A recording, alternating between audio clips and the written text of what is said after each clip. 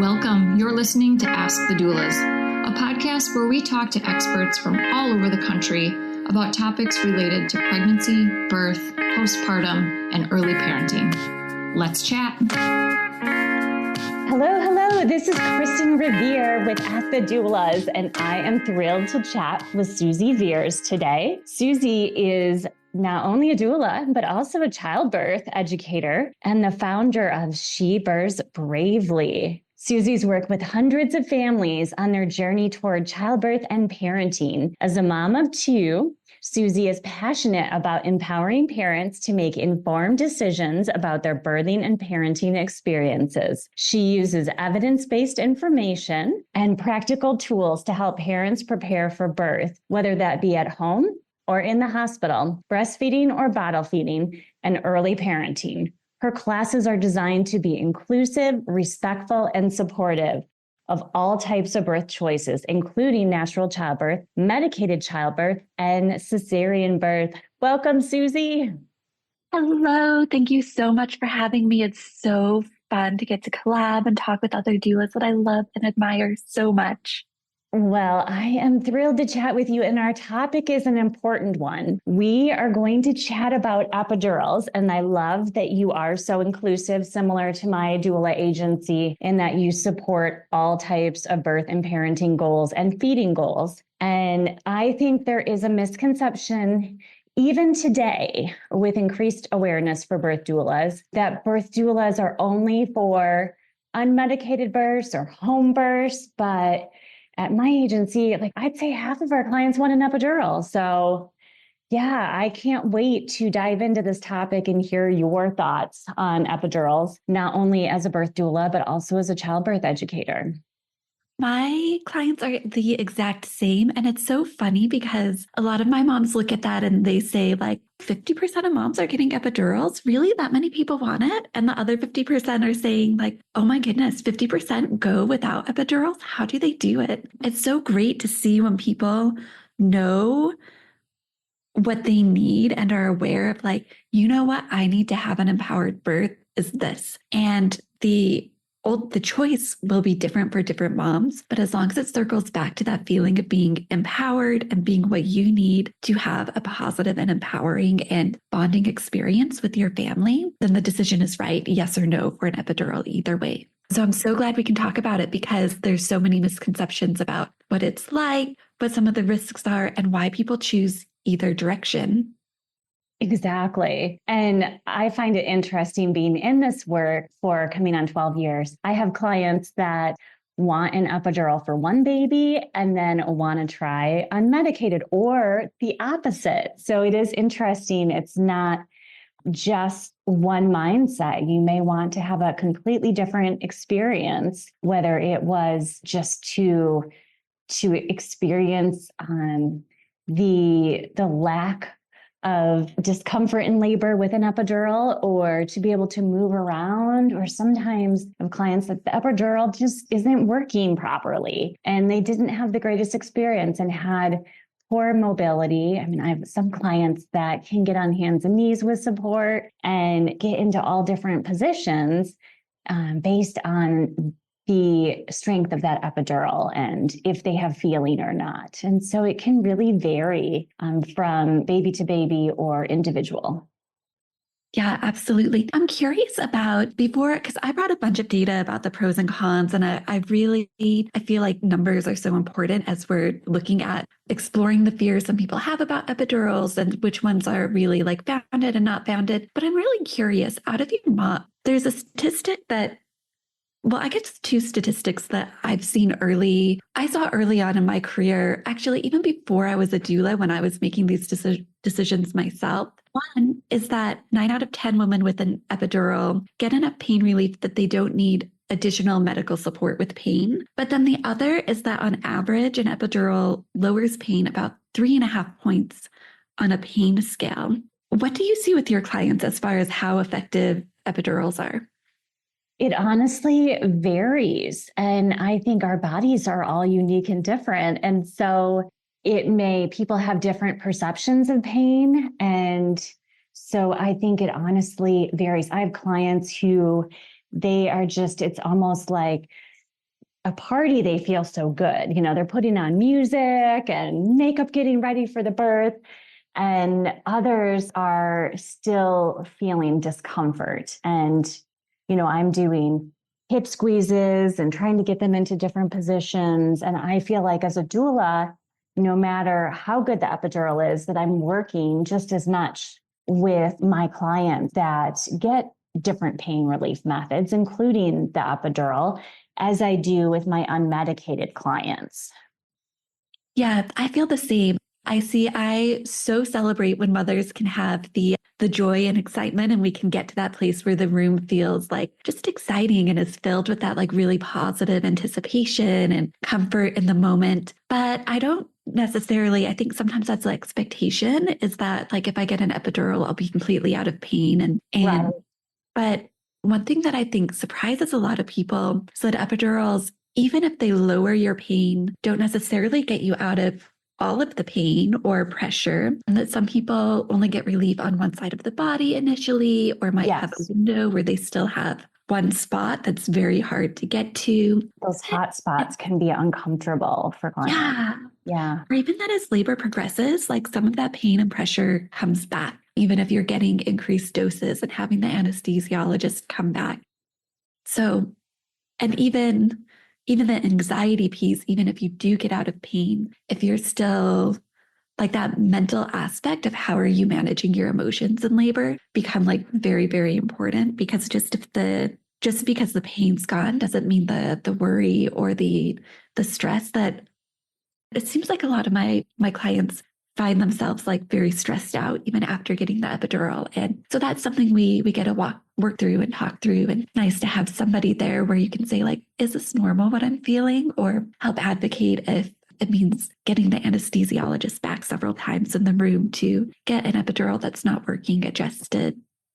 Yeah. And sometimes again, it's perfect and they are feeling great. I had 2 unmedicated births, so I've never personally experienced an epidural. But my clients who do, their experience varies, but some love it. And every baby, they want that epidural as soon as possible.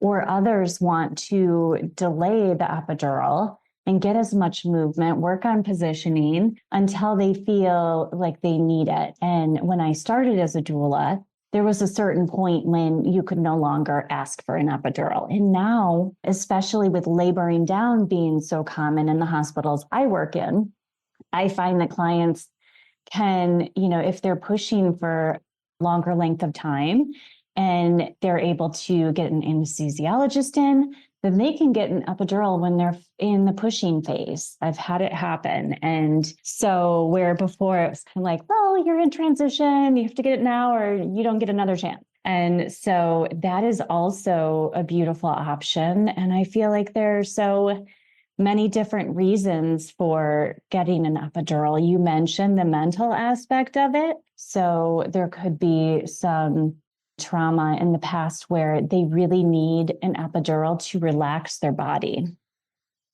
Yeah. And sometimes it's also about like, can I tell you like a wild birth story? Yeah. So one time I was with a mom who she was planning a home birth and her labor went really well until she got to 10 centimeters dilated. Yeah. And we were at home. She was pushing probably about 2.5 hours and like literally no change. It was so hard. Well, we decided to transfer to the hospital, and the midwives came with us. When you do that home birth transfer, usually the midwives come, they like talk to the OB, then they hand off the case and the midwives leave, and then you're with the OB team. Right. And so this mom, we got to the hospital and she got an epidural and they let her sleep, which is wild because this is like where we've been past 10 centimeters and usually there's like this big thing about not pushing more than like 3 or 4. But this OB was like, no, we're just going to like restart. So take a sleep. Yeah. And then they didn't start the counting like the time pushing until after she woke up and started pushing again. So from the time she reached 10 centimeters to the time that she had her baby was like 9 hours, right? Because she had pushed for a few hours, then she got her epidural and she got like really nice long sleep. And then she woke up and she had to push more. And I remember like I was brand new. This was one of my like very first, like over 5 years ago. And I remember like the OB when they were like writing the notes and she was like stating the time they started pushing.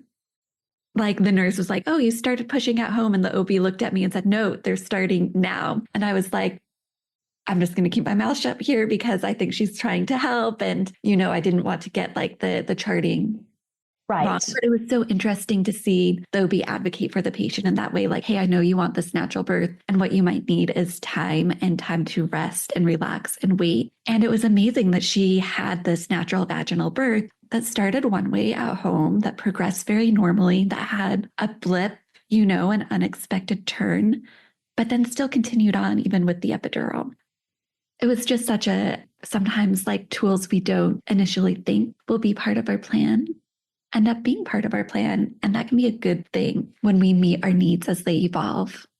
Absolutely. And it seems like she didn't have any additional interventions, which can be a concern for, some people with their birth plan of not wanting to have additional, obviously avoiding a cesarean would be an example of that. And there are stats that an epidural can increase pushing length and lead to other interventions, including a surgical birth if mother or baby are not responding well. But it can also, as you mentioned, be an amazing tool in the toolbox. And for some people, it could have been physical exhaustion for her. It could have been more of a mental block. So it's really hard to tell sometimes, but it was obviously what she needed. And she had a provider who was on board with that. So I love that story. Thank you for sharing.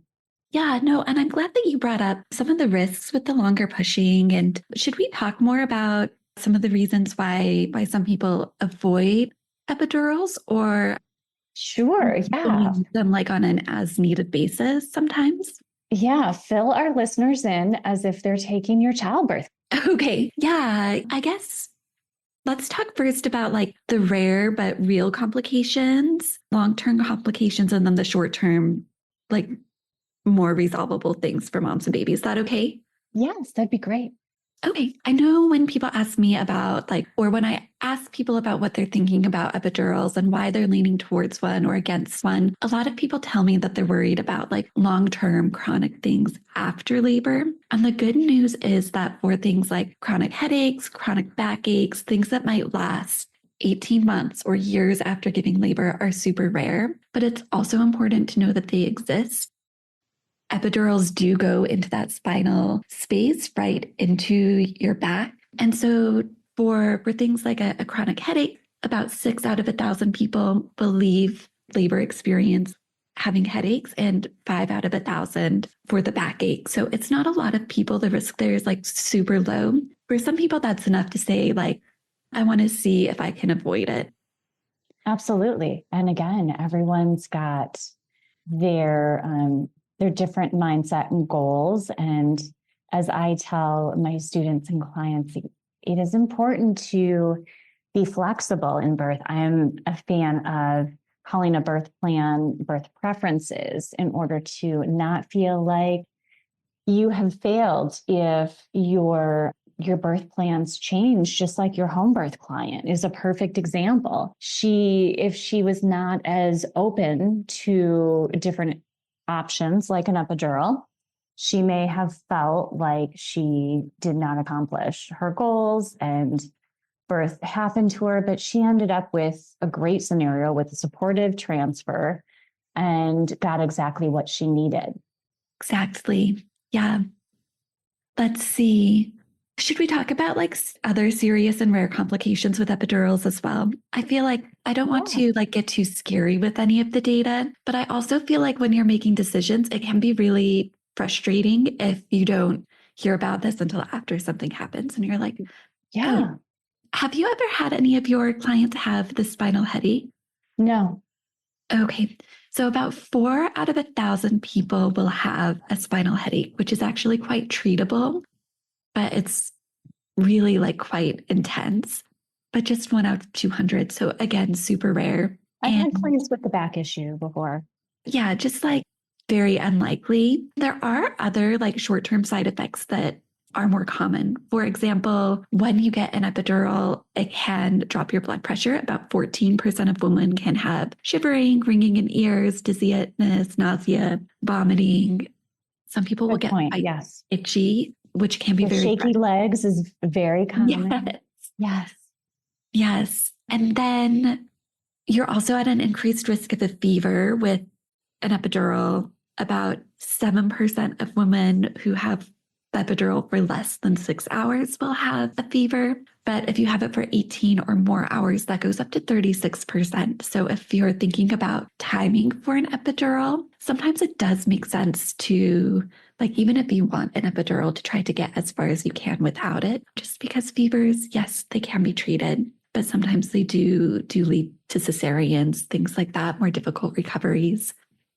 And then I think one of the more difficult ones to cope with is not being able to eat or drink and being put on a clear liquid diet. Something that's not a big deal if it's for a short time. But if you're in a longer labor and you're 18, 24 hours in and you haven't eaten, can become quite challenging. I'm finding that it's okay to snack now, unless there is some... Your anesthesiologists are letting you eat? I'm not talking full meals, but it depends on the hospital. But with some of the ACOG guidelines, it is okay to have a bite of an energy ball or something. For some of my clients where our anesthesiologists will not allow food after you get the epidural at all. It's like popsicles, juice. And that's the standard thing that the hospital, of course, offers. But if people bring in things, I've had my clients eat in front of the nurse, but again, just like finger food, snacks, and not a lot of it. So, but certainly if they're asking for something, it's going to be a popsicle or Jell-O or broth. And that's amazing that they're not saying anything. Our moms are getting just hammered with it's just so highly emphasized you cannot eat, which I love that they're being more open to it, because the research really does show that it is, one, a little bit of food is good for labor and for yourself as a mother, but also that it's not as dangerous as we once thought. Yeah, that's amazing. Exactly. But it can be exhausting. Like back when there were more restrictions, I would talk to clients about electrolyte drinks, still do, and my students, and even some of those runners, like the gummies that marathon runners will bring with them when they're on those long runs. So to give a little energy without, again, filling the stomach. And as you mentioned, nausea or vomiting could be. So you don't want to have a whole lot of food. You're not hungry usually until after you deliver. But as you had mentioned, with those longer labors, and certainly with my clients, if they're having an induction, oftentimes they can eat in that earlier phase. Yeah, we're allowed to eat until you have an epidural, and then that's about it for us. It's so interesting. As I go on different podcasts and I meet doulas from all around the country, it is really interesting how the care changes based on your location. Absolutely. Yeah. And hospital to hospital, certainly. But state, there can be variations in every state. Hey, Alyssa here. I'm just popping in to tell you about our course called Becoming. Becoming a Mother is your guide to a confident pregnancy and birth, all in a convenient 6-week online program. From birth plans to sleep training and everything in between, you'll gain the confidence and skills you need for a smooth transition to motherhood. Live coaching calls with me and Kristin, tons of expert videos including chiropractic care, pelvic floor physical therapy, mental health experts, breastfeeding, and so much more. You'll also get a private Facebook community with other mothers going through this at the same time as you to offer support and encouragement when you need it most. If you'd like to learn more about the course, you can email us at info@goldcoastdoulas.com or check it out at thebecomingcourse.com. We would love to see you there. We also have a book called Supported, Your Guide to Birth and Baby, which makes a beautiful companion to this course. It's a great book for any expecting mother and is the perfect baby shower gift. You can find information on that book at supportedbook.com. Yeah. How do your clients usually feel about epidurals kind of being like a package deal with the IV fluids? And most, not all, but I see most of my moms with epidurals have Pitocin. Do you feel that a lot of your moms care about that? Or is that something that it's like, oh, it's okay, it's worth it? Again, it depends on what their goals are and what their preparation was.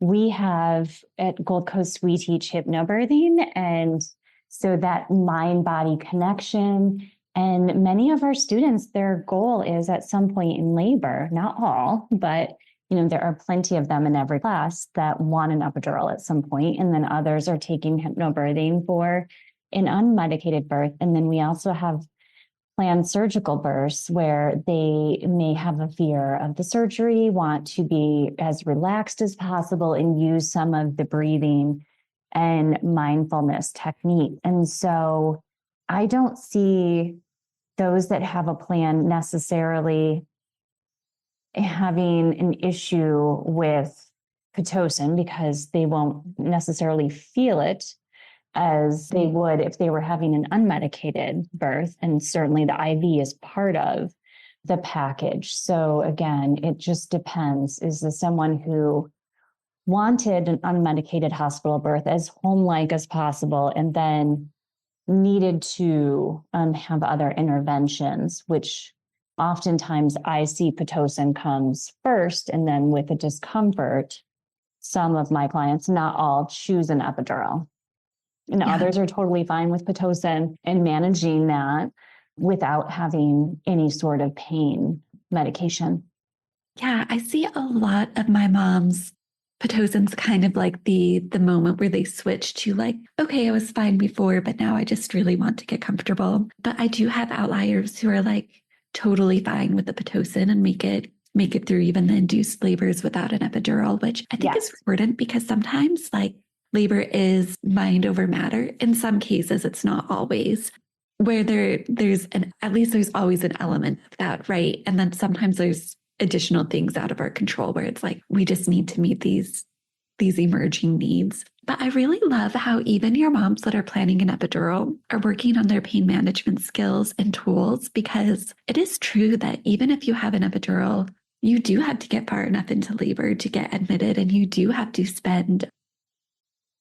cope with contractions right? And so to use an epidural as a tool, but not as an excuse to not get prepared and not do the groundwork, is really amazing that your moms are taking that point of view and putting that work in to ensure that they have a positive birth.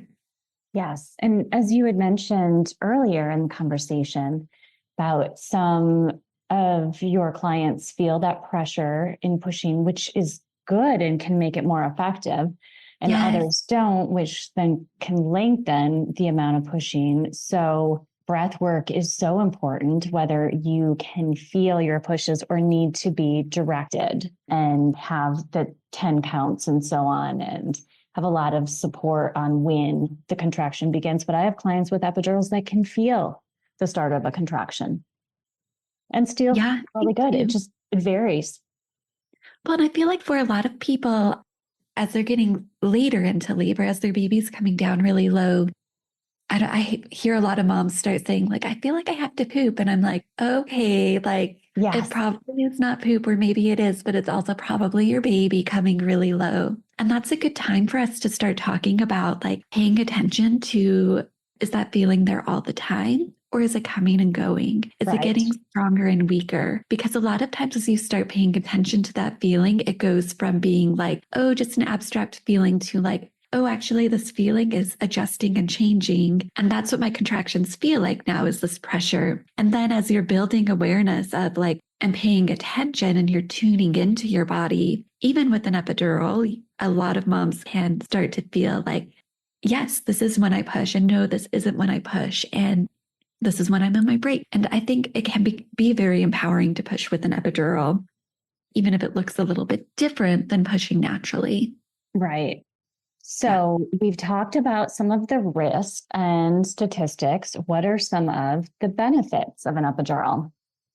Yeah, biggest one is hopefully you're out of pain, at least significant pain. Like we said right at the beginning, that first statistic that 9 out of 10 women get adequate pain relief and don't need additional support with labor pain. And that it lowers that pain scale on average 3.5 points. I'd say for a lot of people though, just from my observation, I don't want to disagree too much with somebody who went out and did the work to ask people and record it and publish the research. Of course. But I would say like truly is an average, meaning that some people get much more pain relief and do like sleep and relax and get a break from the pain. And if you are just at the 3.5 points, then it's probably not a full, complete, like out of pain, but it is out of suffering for most people. Sure. I think pain and suffering, they can go hand in hand, but they don't have to. Like when I'm working out, I'm usually not suffering, but I am, I like push myself and have that like more intense experience. But they often do in labor go hand in hand if you haven't done the work to separate those, right?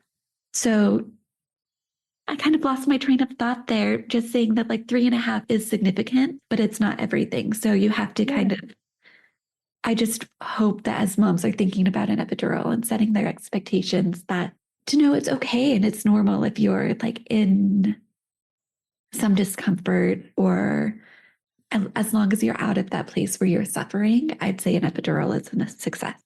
Right.